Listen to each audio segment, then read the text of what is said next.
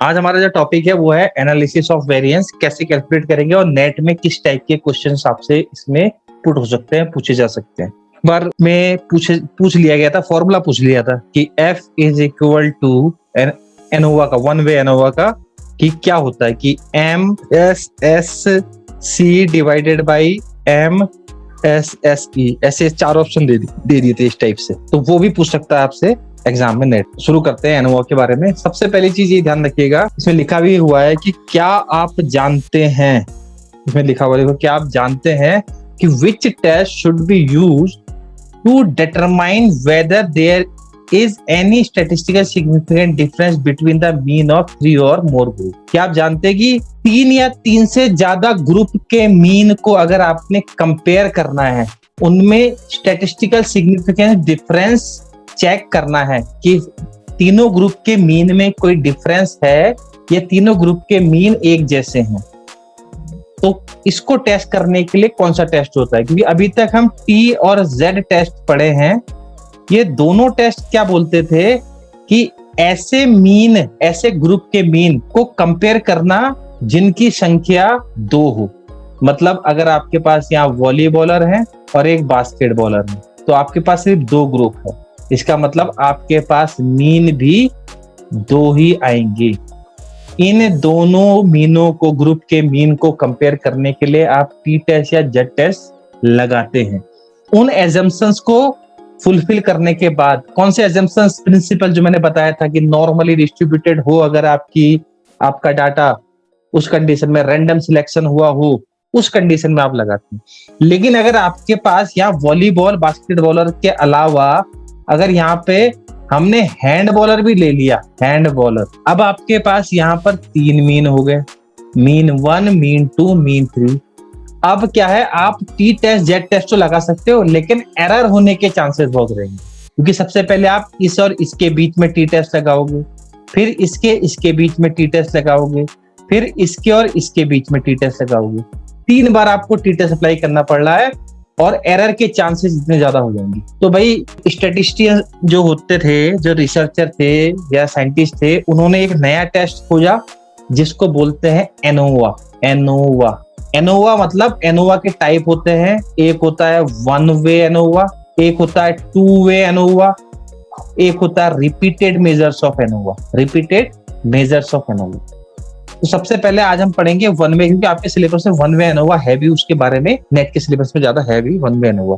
PhD करते हैं तो आपको 2 वे एनोवा, रिपीटेड एनोवा भी पता होना चाहिए, लेकिन नेट का सिलेबस जो बोलता है 1 वे एनोवा उसमें है।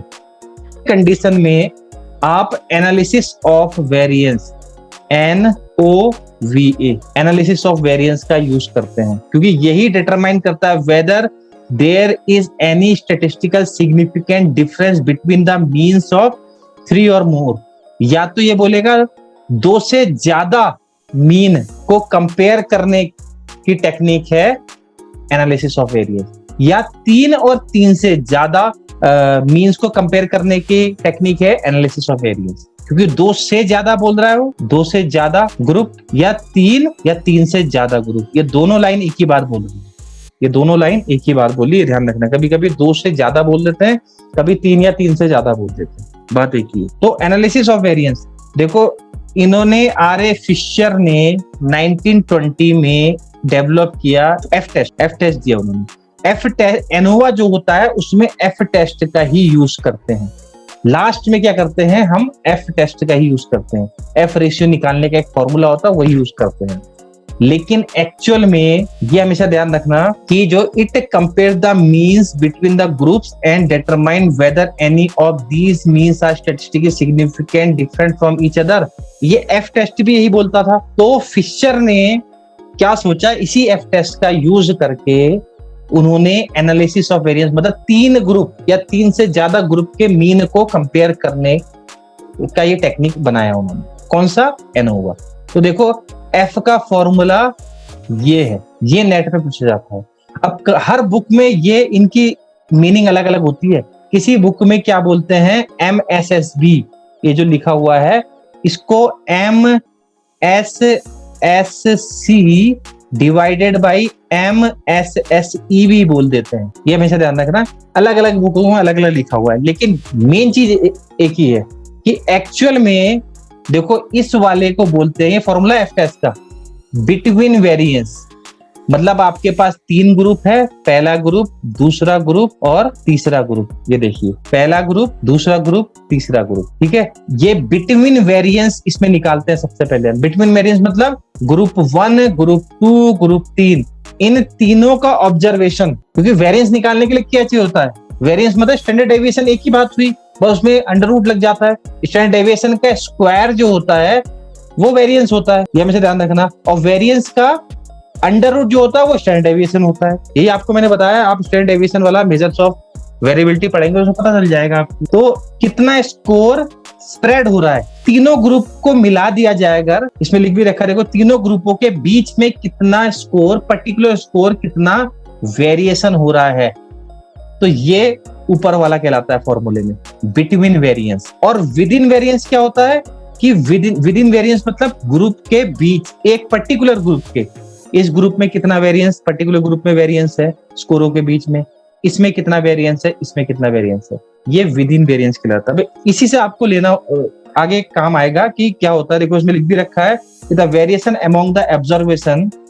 ऑब्जर्वेशन क्या है, ये ऑब्जर्वेशन है, ये सब ऑब्जर्वेशन स्कोर जो आपका आ रहा है of each specific group is called its internal variation, and the totality of the internal variation is called variability with in group. देखो उसमें लिख भी रखा है, वेरिएशन विद इन ग्रुप मतलब the variation among the observation of each specific group is called internal variation, and the totality of the internal variation is called variation with in group.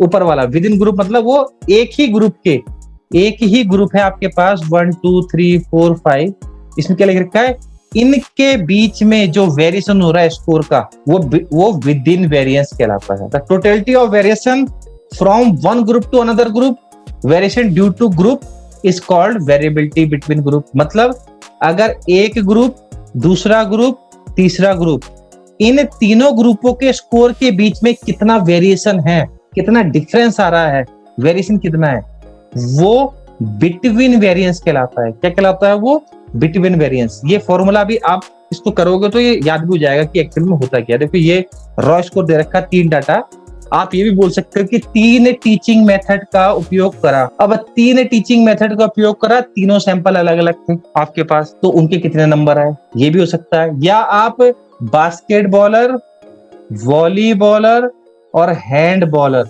इनके explosive strength जो है उसको compare करना चाहते हैं कि इन तीनों ग्रुप की एक्सप्लोसिव स्ट्रेंथ एक जैसी होती है या उनमें कोई अंतर आता है या डिफरेंस है। तीनों ग्रुप एक जैसे हैं एक्सप्लोसिव स्ट्रेंथ वाले वेरिएबल के मामले में या अंतर है। तो इसमें आप नल हाइपोथेसिस क्या बनाओगे, नल हाइपोथेसिस बनाओगे ग्रुप 1 बराबर ग्रुप 2 बराबर ग्रुप 3। ये तो नल हाइपोथेसिस बोलती है कि तीनों ग्रुप एक जैसे भाई, एक्सप्लोसिव स्ट्रेंथ के मामले में तीनों ग्रुप सेम है, बास्केटबॉल वाले, वॉलीबॉल वाले, हैंडबॉल वाले। और आपकी अल्टरनेटिव हाइपोथेसिस क्या बनेगी कि भाई नॉट इक्वल x3, मतलब तीनों ग्रुप एक जैसे नहीं है। बस ये बताता है बस ये कि तीनों ग्रुप में सिग्निफिकेंट डिफरेंस है। लेकिन एनोवा ये नहीं बताता है कि कौन सा ग्रुप बेटर है, वो ये नहीं बताता है। एनोवा तो सिर्फ बताएगा कि 3 ग्रुप या 3 से ज्यादा ग्रुप, 4 भी हो सकते हैं, 5 भी हो सकते हैं, 6 भी हो सकते हैं, कितने भी, इनमें डिफरेंस है, सिग्निफिकेंट डिफरेंस है या नहीं, बस ये बताता है। अगर विच ग्रुप इज बेस्ट, उसके लिए आपने आगे वाले टेस्ट करने पड़ते हैं जिसे LSD और स्कैफी टेस्ट भी बोलते हैं, लीस्ट सिग्निफिकेंट डिफरेंस टेस्ट या स्कैफी टेस्ट, वो लगाते हैं कि विच ग्रुप इज बेटर। अगर सिग्निफिकेंट डिफरेंस आया है, मतलब अगर आप नल हाइपोथेसिस को रिजेक्ट कर देते हैं, तभी आप LSD या स्कैफी टेस्ट लगाएंगे। ये दोनों टेस्ट तभी लगते हैं, ये हमेशा ध्यान रखना। कब लगेंगे, जब आपका एनोवा में सिग्निफिकेंट डिफरेंस आ रहा है। अगर नहीं आ रहा है तो LSD टेस्ट की जरूरत पड़ेगी नहीं, क्योंकि आप पहले ही बोल रहे हो कि भाई तीनों ग्रुप का मीन एक जैसा है, तीनों ग्रुप सेम है, कोई अंतर नहीं आ रहा उसमें। ये हमेशा ध्यान रखना कि pair wise comparison among mean भी बोलते हैं ऐसे, कि जैसे मान लो इसका कोई ना कोई मीन होगा, इसका कोई ना कोई मीन होगा और इसका कोई ना कोई मीन होगा।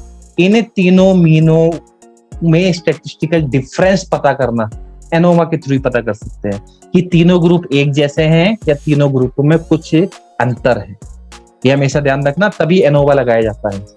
मान लीजिए आपने एनोवा लगाया और एनोवा में एफ टेस्ट का यूज किया और जो एफ की वैल्यू है मान लो 5 आ गई, ये आपकी एफ की कैलकुलेटेड वैल्यू है और एफ की टेबल वैल्यू मान लीजिए 4 थी, तो calculated is greater than tabulated. इसका मतलब आपकी नल हाइपोथेसिस रिजेक्ट हो गई और अल्टरनेटिव हाइपोथेसिस एक्सेप्ट हो गई। मतलब ये एफ की वैल्यू बोल रही है कि भाई तीनों ग्रुप एक जैसे नहीं है, तीनों ग्रुपों में भाई डिफरेंस है, अंतर है। इस कंडीशन में अब आप आगे का टेस्ट लगाते हैं कि कौन सा ग्रुप अच्छा है, ये वाला, इसकी एक्सप्लोसिव स्ट्रेंथ अच्छी है या इसकी अच्छी है या इसकी अच्छी है।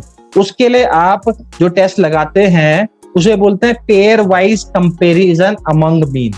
Pair wise comparison among mean, उसके 2 टेस्ट हैं। एक है LSD टेस्ट जिसे बोलते हैं लीस्ट सिग्निफिकेंट डिफरेंस टेस्ट, और दूसरा टेस्ट होता है उसे बोलते हैं स्कैफी टेस्ट। ये दोनों pair wise comparison among mean बताते हैं कि भाई ये वाला ग्रुप अच्छा है या ये वाला ग्रुप अच्छा है या ये वाला। सबसे अच्छा ग्रुप कौन सा है, कि बास्केटबॉल प्लेयर सबसे अच्छे है या एक्सप्लोसिव स्ट्रेंथ के मामले में, या वॉलीबॉल प्लेयर अच्छे है या हैंडबॉल प्लेयर अच्छे है।